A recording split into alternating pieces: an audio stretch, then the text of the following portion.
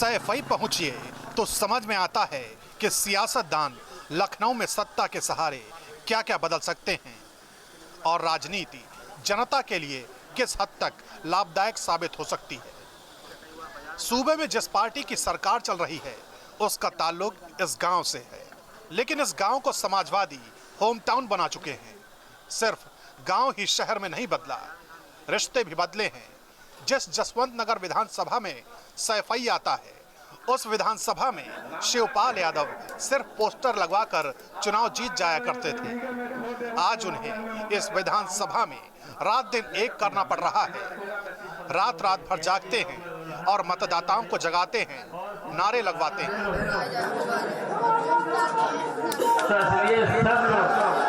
सब लोग इकट्ठे होकर के सब और ज्यादा से जिता देना। हम चाहते हैं कि और ज्यादा से जिता देना। समाजवादी कुनबे में कलह की तमाम खबरों के बीच सैफई भी सुर्खियों में रहा। हालांकि लखनऊ जैसी अदावत यहाँ नहीं दिखती, बल्कि ये दिखता है कि परिवार के कुछ लोग अभी भी सियासत को लेकर उतने सहज नहीं है। समाजवादी पार्टी पर परिवारवाद को बढ़ावा देने के भी आरोप लगते हैं, लेकिन मुलायम सिंह का जो परिवार है वो सियासत में जितना सक्रिय है उतना ही अभी भी खेती किसानी और गौ पालन में भी सक्रिय नजर आता है। मुलायम सिंह के सभी भाई खेती किसानी से जुड़े हुए हैं। इस वक्त हम सांसद धर्मेंद्र यादव के घर पर हैं। उनके पिताजी यहाँ पर जानवरों का पूरा काम देखते हैं। आप देख सकते हैं कि कितने ज़्यादा यहाँ पर गाय और भैंसें पली हुई हैं और वो इन्हीं के देखभाल में व्यस्त रहते हैं। अभय राम जी, फिलहाल अभी शाम का समय हो गया है, गाय और भैंस का दूध जो है वो निकाला जा रहा है और वो यहाँ बैठकर पूरे जो व्यवस्था है उस पर नज़र बनाए हुए हैं और अपने लोगों के साथ, परिवार के लोगों के साथ यहाँ पर मौजूद हैं। अभय राम जी, शाम का समय हो गया है और गाय भैंस का बिल्कुल दूध जो है इस वक्त निकाला जा रहा है। अभी आपका सारा समय ऐसे ही बीतता है कि कुछ और भी दिनचर्या रहती है? ऐसा इन्हें में बीतता है और सवेरे रहते खेती देखते और इन्हें के टाइम जानवर के जानवर देखते। और कितने जानवर अभी आपके पास टोटल है? टोटल 90 जानवर होंगे। 90 जानवर, तो इनकी देखभाल के लिए आदमी भी बहुत ज्यादा होंगे? आदमी हैं 5-7 आदमी हैं। 5-7 आदमी। तो जानवरों की देखभाल पे तो आपकी नजर बनी हुई है। इस वक्त चुनाव चल रहा है, क्या सियासत में भी कुछ नजर बनी हुई है कि नहीं, कि बिल्कुल सियासत से अनजान है इस वक्त? वापस चुनाव पे हमारी कोई नजर नहीं, अपने खेती पे और मवेशी पे नजर है। यही आपकी दिनचर्या है बस।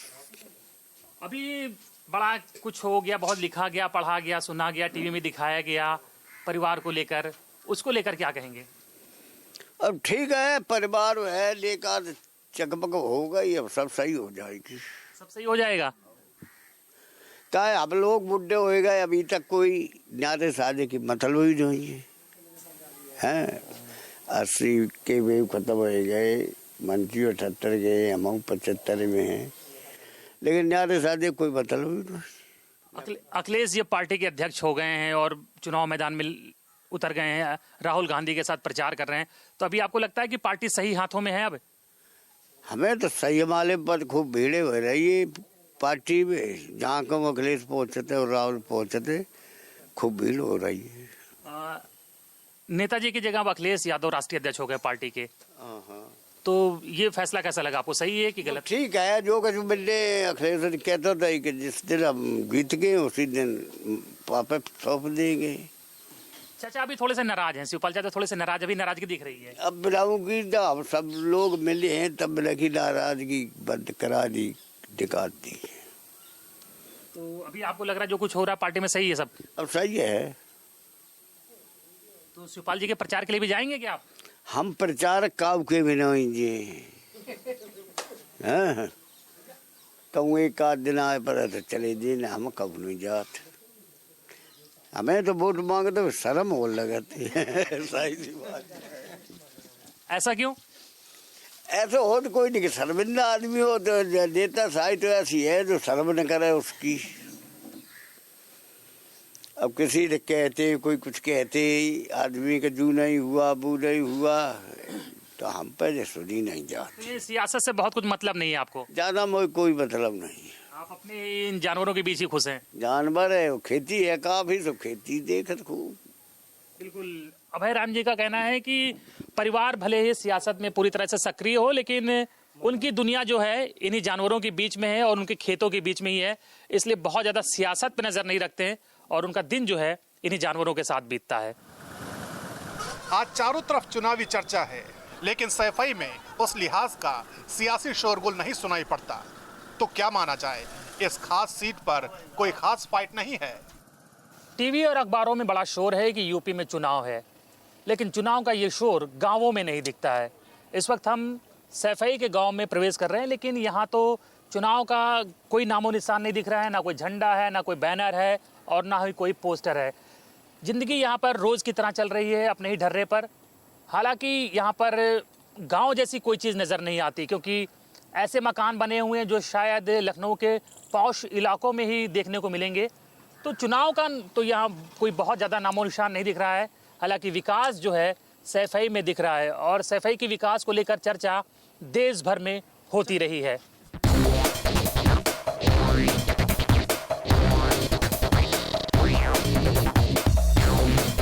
इस वक्त हम एक बड़े स्टेडियम में खड़े हैं।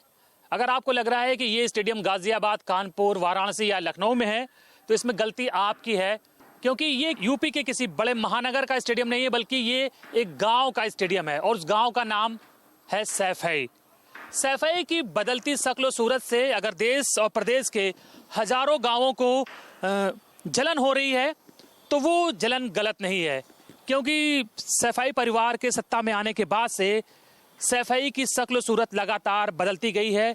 ये गांव बेहद हसीन होता गया है और सही मायनों में ये कहा जाए कि सैफई में एक नया शहर बसाने की कोशिश हो रही है, तो ये गलत नहीं होगा। आप देख सकते हैं कि यहाँ आप जिधर भी कैमरा घूमेगा, जहाँ तक कैमरा आपको दिखाएगा, चारों तरफ बड़े स्तर पर निर्माण कार्य हो रहा है। पूरा एक नया शहर बसाया जा रहा है। ये पुराना स्टेडियम है, मल्टीपर्पज स्टेडियम है। इसके बगल में क्रिकेट स्टेडियम बन रहा है, स्विमिंग पूल है, हॉकी स्टेडियम है, तमाम तरह की सुविधाएं जो वो विकसित की जा रही हैं। पीजीआई बनाया गया है यहाँ पर और 15 से ज़्यादा गेस्ट हाउस हैं, जिनमें लगभग 700 कमरे होंगे। तो तैयारी पूरी तरह से सैफई को एक शहर में डेवलप करने की है और इसीलिए काम जो है वो लगातार चल रहा है। हज़ारों करोड़ रुपए की परियोजनाएं सैफई में लाई गई हैं। सैफई में इतना ज़्यादा विकास हुआ है कि इसीलिए विरोधी पार्टियां आरोप लगाती हैं कि प्रदेश का जो योजनाएं दूसरे गांवों में पहुंचनी चाहिए थी, जितना विकास दूसरे गांवों में होना चाहिए था, वो उतना नहीं हो पाया। हालांकि कई बार तुलना दूसरे गांवों के विकास की सैफई से की जाती है, जो अपने आप में पूरी तरह बेईमानी है। गांव अब सैफई के विकास को क्या छू पाएंगे? अब तो शायद जो बड़े शहर हैं वो भी सैफई के विकास की बराबरी नहीं कर पाएंगे। अक्सर देश में स्मार्ट सिटी बनाने की बात होती है, तो रियल स्मार्ट सिटी अगर कहीं बन रही है तो वो सैफई में ही बन रही है। हालांकि अगर आप पूर्वांचल के गांवों से तुलना करेंगे सैफई के विकास की, तो पूर्वांचल के जो गांव हैं, भले ही वो आजमगढ़, मऊ, बलिया, गोरखपुर में हो, वो 5 से 2% भी नहीं टिकेंगे सैफई के विकास के आगे।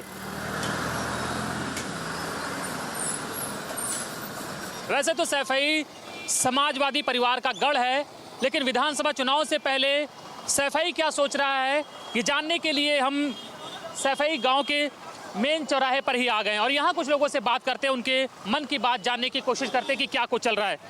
सर, ये बताइए, चुनाव बेहद नज़दीक आ गया है, सैफई में क्या कुछ चल रहा है चुनावों को लेकर? सैफई में तो अखिलेश है, अखिलेश ही रहेंगे। दूसरा विकल्प? दूसरा भी समाजवादी पार्टी के ही लोग हैं, सब एक ही बात है सब यहाँ।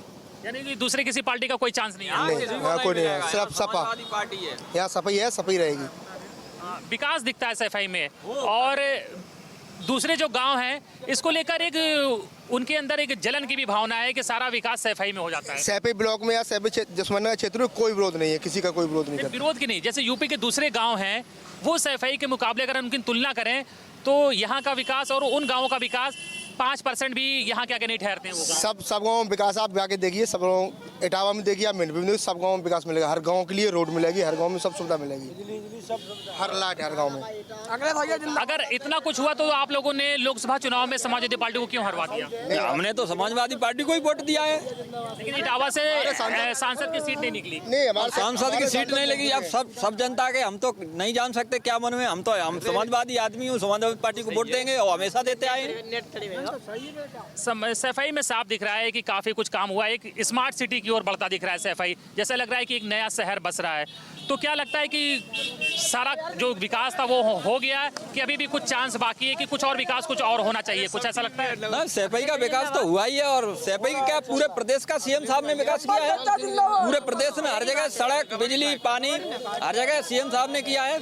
एक सवाल और पूछते हैं कि पिछले कई दिनों से समाजवादी पार्टी में एक घमासान मचा हुआ था और जो दंगल चल रहा था पूरे प्रदेश की नजर थी। क्या लग रहा है कि आने वाले चुनाव में कुछ असर होगा या सफाई के लोग जो परिवार में घमासान मचा था उसको किस तरह से देख रहे हैं? अब तो बिल्कुल शांत है, कोई दिक्कत नहीं है। नहीं, अभी भी शिवपाल जी अगर कैंपेन के लिए निकल रहे अपने क्षेत्र में जसवंत नगर, तो वो सभा के दौरान इस बात को स्वीकार कर रहे हैं कि उनका अपमान हुआ है। नहीं, अपमान नहीं हुआ है। वो आपस में जो है झंझट घरू मामला है, वो सब लोग जानते हैं। नेताजी जब तक हैं तब तक कोई विरोध नहीं होगा, न कोई पार्टी छिन्न भिन्न होगी। लोगों के दिमाग में है कि ये हो गया वो हो गया, कहीं कुछ होने वाला नहीं है। सरकार फिर बनेगी। अच्छा, ये जैसे कि कहा गया कि पार्टी में कई बार खेमेबंदी हुई, कुछ नेता अखिलेश जी की साइड थे तो कुछ नेता शिवपाल जी की तरफ थे। जब ये परिवार में घमासान चल रहा था तो क्या सफाई के लोग भी बटे हुए थे खेमे में? कुछ लोग क्या शिवपाल जी के समर्थन में थे या कुछ लोग अखिलेश के समर्थन में थे? नहीं, दोनों जन की बराबर यानी कि कुछ बटे हुए थे, कुछ लोग इधर उधर? नहीं, ऐसा कुछ नहीं है। दोनों एक लोग है, संगठन है दोनों में। संगठन थे क्या? फिर क्या पूरा गांव किसकी तरफ खड़ा था? क्या पूरा गांव अखिलेश जी की तरफ खड़ा था या कुछ लोग शिवपाल के भी समर्थन? दोनों तरफ है। हम लोग शिवपाल सिंह के समर्थक हैं और माननीय श्री शिवपाल सिंह यादव जसवंत नगर विधानसभा से बम्फर जीत होगी। 75-80 हजार के आसपास वोटिंग से बढ़ोतरी होगी। जब शिवपाल जी ने कहा कि उनका अपमान हुआ, उनको गलत तरीके से उनका अध्यक्ष पद लिया गया, तो इसको लेकर क्या सफाई के कुछ लोगों में भी गुस्सा था, कुछ विरोधाभास था इसको लेकर? था, उन्होंने तो गलती किया है माननीय शिवपाल सिंह यादव जी के साथ, लेकिन उनके नेतृत्व में उन्होंने ऐसा कुछ नहीं समझा। वो अपनी इलेक्शन की अच्छी तैयारी यहाँ कर रहे, युवा सब उनके साथ है और अखिलेश भैया भी हैं तो उन्हीं के भतीजे, उनके भी साथ है। लेकिन यहाँ ज़्यादातर अभी देख सकते हैं कि सफाई से प्रचार करके आदित्य यादव जो कि शिवपाल यादव के बेटे हैं वो यहाँ से निकल रहे हैं प्रचार करके। उनका काफिला जो है आगे की ओर बढ़ चला है। हालांकि इनके काफिले में काफ़ी ज़्यादा गाड़ियां हैं और लगातार कैंपेनिंग हो रही है। ये शिवपाल यादव का अपना खुद का विधानसभा क्षेत्र है, जसवंत नगर भी यहाँ पर लगता है। कुछ और लोगों से हम बात करते हैं। क्या लग रहा है मोदी जी का कि यहाँ मैजिक चलेगा? कुछ वो भी कह रहे बहुत नहीं चलेगा। यहाँ पे समाजवादी पार्टी जीतेगी, समाजवादी पार्टी जीतेगी यहाँ से। मोदी जी भी कह रहे हैं बहुत विकास किया है, काफी कुछ किया है देश के लिए। मोदी जी ने यहाँ पे कुछ नहीं किया है। यहाँ पे मात्र सपा सरकार ने यहाँ पर विकास किया है। मोदी जी ने यहाँ पे कुछ नहीं किया है। तो संसद के चुनाव में तो यहाँ से बीजेपी का कैंडिडेट जीत गया था। संसद यहाँ से इटावा से जीता, मैनपुरी से नहीं जीते। मैनपुरी से हमारे मुलायम सिंह यादव जीते और उसके बाद तेजू भैया जीते थे। यानी कि जब परिवार का कोई व्यक्ति लड़ेगा तभी जीतेगा। अगर कोई सपा से कोई भी लड़ेगा वो जीतेगा, परिवार से नहीं। सपा से जो लड़ेगा वो जीतेगा। इटावा से तो आप लोगों ने नहीं जीता है जो सपा से लड़ा था। अरे तो हम लोग, हमारा मैनपुरी आता है, इटावा नहीं आता है। तो अभी क्या लग रहा है कि शिवपाल जी की यहाँ पर कितनी मार्जिन से जीत होने वाली है? बहुत बड़ी जीत से, बहुत बड़ी अंतर से जीतेंगे यहाँ पर। शिवपाल सिंह यादव बहुत बड़े अंतर से जीतेंगे। और परिवार में जो कुछ घमासान हुआ उसका कोई नुकसान नहीं होगा? कोई नुकसान नहीं होगा। अच्छा, क्या रिजल्ट देख रहे हैं कि शिवपाल जी ने कहा है कि मैं 11 मार्च के बाद नई पार्टी बनाऊंगा, तो क्या नई पार्टी बनेगी? ऐसा लग रहा है क्या? कुछ नहीं होगा। सपा परिवार एक परिवार है। कुछ आपको लगता है नई पार्टी बनेगी 11 मार्च के बाद? नहीं बनेगी, यही पार्टी रहेगी। शिवपाल जी ने तो कहा है 11 मार्च के बाद नई पार्टी बनाएंगे। नहीं बनाएंगे, ऐसा कुछ भी नहीं है। एक ही लोग हैं सब लोग। लेकिन सर उत्तर प्रदेश में मोदी जी का सिक्का नहीं चल पाएगा क्योंकि उन्होंने नोटबंदी में, उनको आपको पता है कितने लोगों की मौत हुई है। उत्तर प्रदेश में नहीं चल पाएगा कि सफाई में नहीं चल पाएगा? उत्तर प्रदेश में सफाई में तो नहीं चल पाएगा बिल्कुल भी, लेकिन उत्तर प्रदेश में भी उनका सिक्का बिल्कुल नहीं चलेगा। नोटबंदी चक्कर में कम से कम 50-100 लोग कम से कम मारे गए थे। लेकिन वो तो कह रहे हैं नोटबंदी से भ्रष्टाचार खत्म हो गया, आतंकवाद खत्म हो गया। भ्रष्टाचार कहाँ खत्म हो गया है? वो बीजेपी वालों ने तो अपनी जेब भर ली है। उन्होंने तो बैंकों से शेयर गांठ करके अपना पहले ही अपना पूरा कर लिया है। समाजवादियों का सबसे बड़ा गढ़ सैफई पूरी तरह से समाजवादी परिवार के साथ है और इनका साफ कहना है कि परिवार में जो कुछ घमासान चला वो आने वाले वक्त में अपने आप सही हो जाएगा, क्योंकि वक्त जो है हर घाव को भर देता है। कुर्सी कुनबा और कल है, ये सब तो राजनीति के ककहरे से बन गए हैं, लेकिन चुनाव टाइम में जनता भी बतौर नागरिक नेताओं को रेटिंग देने में देरी नहीं कर रही है। लखनऊ चलो के इस सफर में हम इस वक्त एक बस में सवार हैं जो तेजी से अपनी मंजिल की ओर बढ़ती जा रही है। नेता तो यहाँ से चुन के लखनऊ चले जाते हैं, लेकिन जनता के मुद्दे क्या लखनऊ तक पहुँच पाते हैं या यहीं रह जाते हैं? इसी पर चर्चा करने के लिए हम इसमें बस में जो सवार मुसाफिर हैं उनसे बात करेंगे और जानने की कोशिश करेंगे कि उनके मन की बात क्या है, क्योंकि नेता के मन की बात तो टीवी और अखबारों में आ जाती है, वो अपने मन की बात कह लेते हैं। जनता को शायद ही मौके मिलते होंगे अपने मन की बात कहने के लिए। भाई साहब ये बताइए कि इटावा के अपने मुद्दे क्या हैं मेन? जिस तरह से करना चाहिए था उस तरह से किया है, इसलिए मैं तो अखिलेश सरकार के साथ हूँ। उसमें कोई दावे वाली बात नहीं है, मैं तो उसी के साथ हूँ। ये अखिलेश सरकार के विकास से संतुष्ट हैं? आपको क्या लगता है वास्तव में विकास हुआ है या कुछ होना बाकी है अभी? विकास तो ठीक है हमारे क्षेत्र में, अगर अन्य जगह की तो नहीं कह सकते, हमारे क्षेत्र में तो ठीक है। अब थोड़ा जो है गुंडागर्दी एक बड़ा इशू है। विकास तो हमारे यहाँ बहुत अच्छा है। तो गुंडागर्दी करने वाले व्यक्ति कौन है? क्या ये रूलिंग पार्टी से जुड़े हुए लोग हैं या दूसरे असामाजिक तत्व हैं? अब सभी लोगों के हैं, वो किसका कहा जाए कि नहीं? तो क्या वजह है कि गुंडागर्दी पर रोक नहीं लग पा रही है? वो तो नेता लोगों का प्रशासन पे कंट्रोलिंग की बात है और क्या। नेता लोगों का हाथ है, यानी कि नहीं, प्रशासन कंट्रोल नहीं हो पा रहा है। प्रशासन ढीला है, तो प्रशासन को टाइट करने की जरूरत है। हाँ और क्या, बिल्कुल। तो विकास से संतुष्ट है ये दो लोग, लेकिन लॉ एंड ऑर्डर के मुद्दे पर थोड़ी इनको लगता है कि कहीं ना कहीं कमी रह गई है। लेडीज से जानते हैं, कुछ युवतियों से, कि लॉ एंड ऑर्डर को लेकर बाहर आप निकलते हैं अकेले तो कोई दिक्कत होती है कभी? क्या नहीं, कोई दिक्कत नहीं है? कोई दिक्कत नहीं, किसी तरह की कोई परेशानी नहीं होती है? कोई नहीं होती। तो महिलाओं का कहना है फिलहाल इटावा में उन्हें ऐसी कोई दिक्कत अभी फिलहाल देखने को नहीं मिली। कुछ और लोगों से बात करते हैं। क्या महिलाएं इटावा में सुरक्षित हैं पूरी तरह से? जी हाँ, बिल्कुल सुरक्षित हैं। अब तो वो सीएम साहब ने 1090 की सेवा स्टार्ट कर दिया, तो महिलाएं सुरक्षित हैं। महिलाएं सुरक्षित, कोई प्रॉब्लम नहीं आने जाने में कभी भी? No problem. और कुछ इशू पे हम बात करते हैं। भाई साहब क्या लगता है कि विकास तो दिखता है इटावा में, लेकिन क्या कुछ और ऐसे मुद्दे हैं जो चुनाव में वो बड़े इशू बन सकते हैं? विकास दिखता है, विकास होना चाहिए, और भी जो बाकी है अभी। किस तरह का अभी विकास होना चाहिए जो बाकी रह गया है? डेवलप करना चाहिए। जैसे बेरोजगारी बढ़ रही है, उसको बेरोजगारी दूर करना चाहिए। बेरोजगारी यानी कि भी ज़रूरत है लोगों को नौकरियों की? बिल्कुल ज़रूरत है नौकरी की। अच्छा ये बताइए कि जो समाजवादी पार्टी में जो घमासान चला 3-4 महीने से, इसका क्या कोई असर पड़ेगा चुनावों पे? हाँ असर पड़ेगा, लेकिन फिलहाल अब सुलझ गया है मामला, लगभग सुलझ रहा है, और जो बाकी है सुलझ जाएगा। पार्टी जब ये पंगा चला समाजवादी पार्टी में तो दिखा कि दो खेमों में बढ़ गई, कुछ लोग शिवपाल की साइड हो गए, कुछ लोग अखिलेश की साइड। तो क्या इटावा में भी ऐसा हुआ कि कुछ लोग जो आम नागरिक हैं, इटावा के वोटर्स हैं, उन्होंने भी अपना अपना पाला तय कर लिया? सर इटावा की पीपल है, वो विकास के साथ है, चाहे वो विकास अखिलेश यादव करे या मुलायम सिंह यादव करे या शिवपाल सिंह यादव। हम लोग विकास चाहते हैं, जो भी विकास करेगा हम उसके साथ हैं। और क्या युवाओं के क्या इशू हो सकते हैं इस बार चुनाव में? सर युवाओं का हमेशा इशू रहता है कि उनके पास एम्प्लॉयमेंट हो, सबसे बड़ी प्रॉब्लम रहती है। जैसा कि सीएम साहब बोलते हैं कि विकास विकास, तो हम लोगों को विकास तो हुआ है ये भी हम मानते हैं, लेकिन उत्तर प्रदेश को अगर उत्तम प्रदेश बनाना है तो ये विकास इनफ नहीं है और विकास करने की ज़रूरत है। यहाँ एक आरोप लगता है कि जब सरकारी वैकेंसी आती है तो अधिकतर वैकेंसी जो हैं वो इटावा के लोगों के हिस्से में आ जाती हैं, और उसके बाद भी इस तरह के आरोप लगते हैं कि भी रोजगार की कमी है। सर ऐसी कोई बात नहीं है, अगर इटावा के लोगों के लिए वैकेंसी होती तो मैं प्राइवेट टीचर, तो मैं भी प्राइवेट टीचर नहीं होता, ऐसा नहीं है। वैकेंसी आती हैं, सबको मिलती हैं, स्पेशल इटावा ही नहीं है, सभी जगह वैकेंसी मिल रही है सभी को। मेरा गाँव पड़ता है उसमें, अभी तक उस गाँव में लाइट नहीं आई है, 5 साल हो गई है, तो मैं तो गलत मानता हूँ। कुछ जगह हुआ है, कुछ जगह नहीं हुआ है। इटावा में एक बड़ी चर्चा होती है इस लायन सफारी की, तो आपको क्या लगता है कि लायन सफारी ज़्यादा ज़रूरी था इटावा के लिए, कि कोई दूसरी ऐसी योजना आती है जिससे कि कॉलेज खुलता, कोई इंस्टीट्यूट खुलता, या लोगों के रोज़गार के लिए कुछ उसमें इंतज़ाम किया जाता? रोज़गार भी है, स्कूल भी खुले हैं, और लायन सफारी भी ज़रूरी थी। जो बाहर के पटरंगा है, यहाँ विकास हो, और विकास हो रहा है। हमारे मंत्री जी ने, माननीय अखिलेश ने पूर्वांचल में काफ़ी विकास किया है, यही नहीं किया, हर जगह किया है। लखनऊ चलो के इस कार्यक्रम में हमने कई लोगों से बात करी और उनके जो विचार हैं वो जानने की कोशिश करी, लेकिन एक चीज़ तो साफ दिख रही है कि लोग विकास से संतुष्ट हैं, लेकिन कई मुद्दे हैं जैसे लॉ एंड ऑर्डर और रोजगार के मुद्दे, उन पर उनका मानना है कि बहुत सा काम हुआ है और बहुत कुछ किया जाना बाकी है।